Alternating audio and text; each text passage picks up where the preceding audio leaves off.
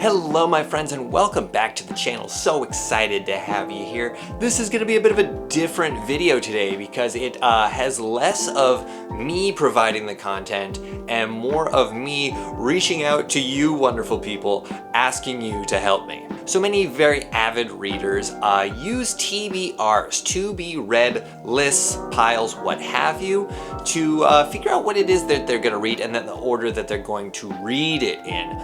The problem for me is that I am incapable of building a TBR. Like, I don't know what goes into it. I keep trying to overcomplicate it, I think. We'll get more into that in a second. And B, once I do make a TBR, I almost never stick to it. So in this video, I'm gonna lay out sort of what my thought processes have been in the past, why I think they haven't worked for me, and yeah, I'm going to reach out and implore and impress and other imp-sounding words, not simp though, that's a little different, for your takes on how to build a TBR and how to stick to it. So let's get into it. So first and foremost, I don't know what other people use to create their TBRs. Is it just like when books have come out?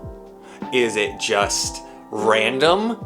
Is it random? That sounds terrifying. I need things to be thought out, unlike this video. So my way of building TBRs in the past was to have sort of a set criteria that had to happen in chunks. So the most recent time I tried, there had to be one fiction, one nonfiction, and one graphic something. So a graphic novel, whether it be a memoir like Persepolis, or a manga like Nausicaa of the Valley of the Wind, and then on top of that, there had to be in that chunk, there had to be at least one non-American author, there had to be at least one woman author or woman identifying author, and there had to be at least one non-Caucasian person.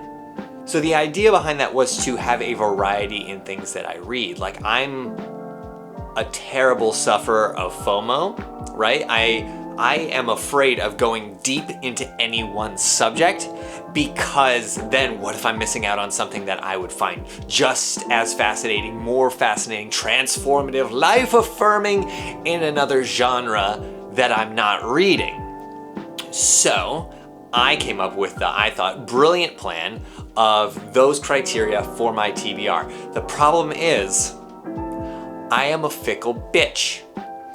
I make this list, and when I make that list, boy oh boy, am I excited about it. The list is, it's a work of art, really. Curation is art, I believe in that. But once I finish one of the books, I probably by that amount of time have either bought new books, have gotten great recommendations from other TikTokers, great recommendations from other YouTubers, and great recommendations from fine individuals like yourselves in my comments telling me about these great books that I really, really want to read, and I've probably ordered them, and they're probably sitting on this shelf behind me. There are quite a few of them, literally right here. We've got My Year of Meats, Devil House, Italo Calvino's If on a Winter's Night, A Traveler.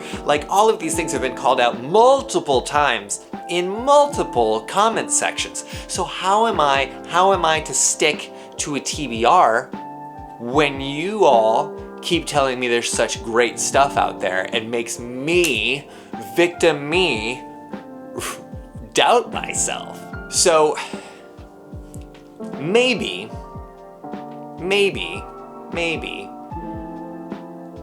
I was a little too restrictive with my lists. Maybe it should be a little more free-flowy.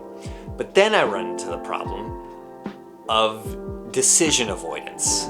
You know the feeling where you go up to a buffet and there's a million different kinds of food and they all look so tasty, and you stand there holding up the whole line. People behind you are getting upset. Your mother's yelling at you saying, hurry up, we're about to finish eating and you haven't even sat down yet.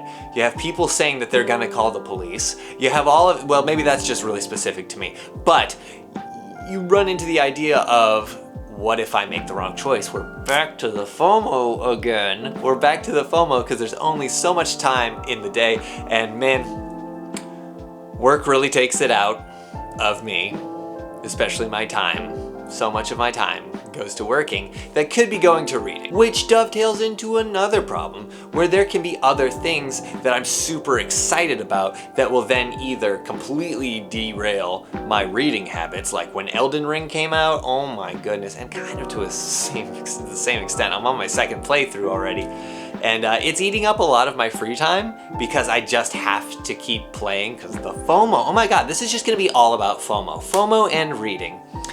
The FOMO of what if I've missed a boss? What if I've missed a quest line? Because I know I have. In my second playthrough already, I've done so many things that I didn't even know I could do in the first playthrough.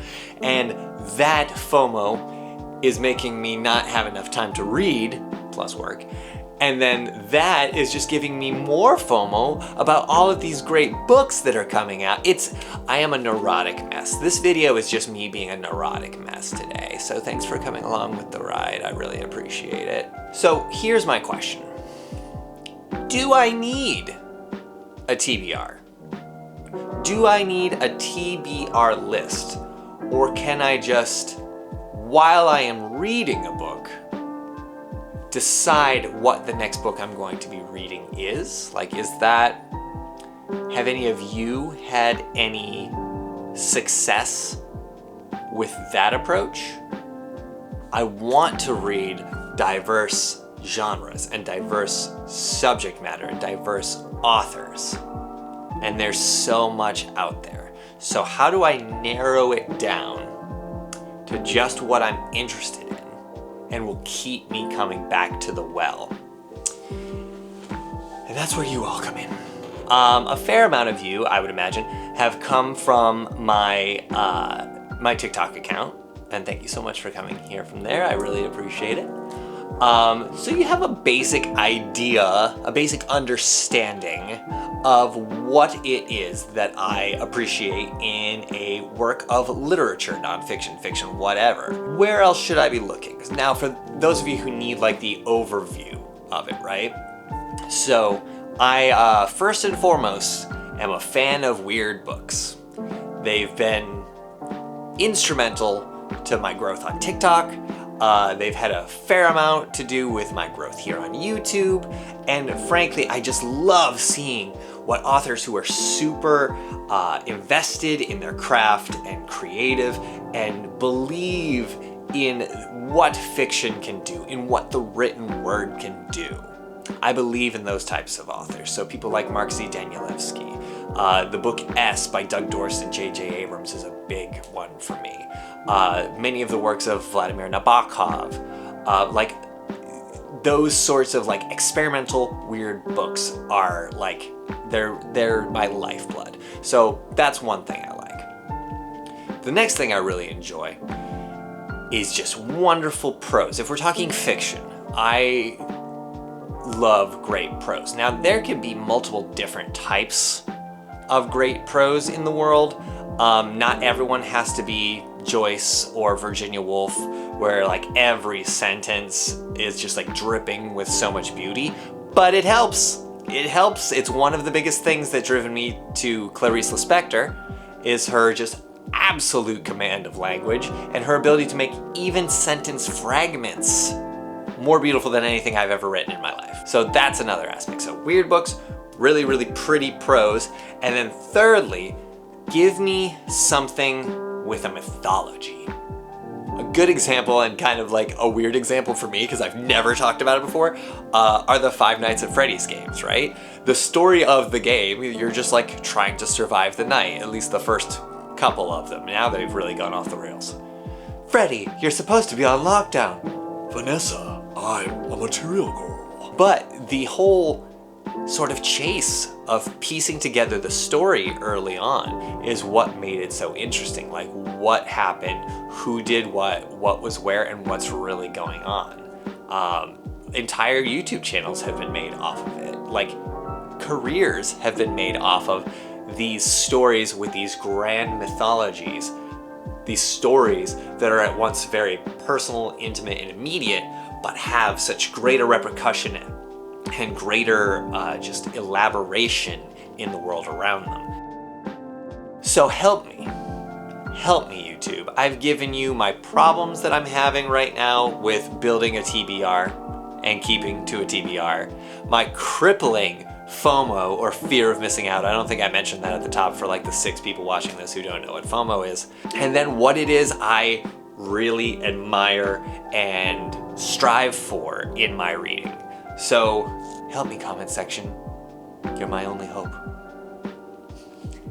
All right, that's probably gonna be where we call this video. It was a little bit of a different one, a little bit of just sort of me just sitting and chatting with you. So I appreciate anyone who made it all the way through this video. I really do. Thank you for being here. Thank you for subscribing. If you haven't already and you made it to the end of this, I consider you a lifer at this point. So go ahead, just subscribe. Just hit the little subscribe button and come along for the ride. There will be more well thought out videos in the future, I promise.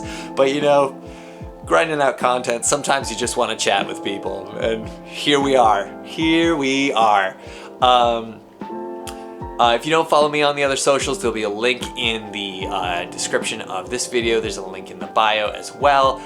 TikTok at Gen Insight, Instagram Gen_Insight, and hey, I love that you guys are all here. Anyone who's watching this, like, I cannot tell you how much it means to me. I really can't. So thanks. See you next time. Love ya.